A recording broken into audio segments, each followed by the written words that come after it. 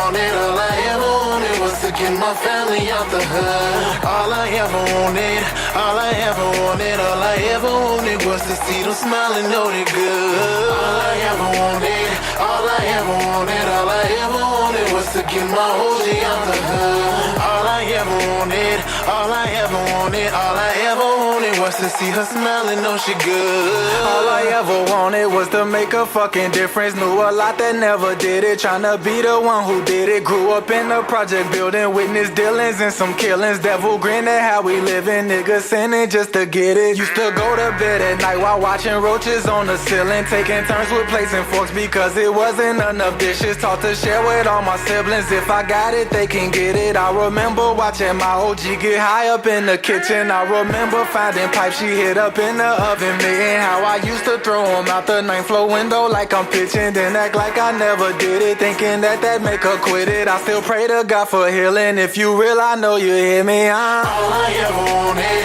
all I ever wanted, all I ever wanted was to get my family out the hood.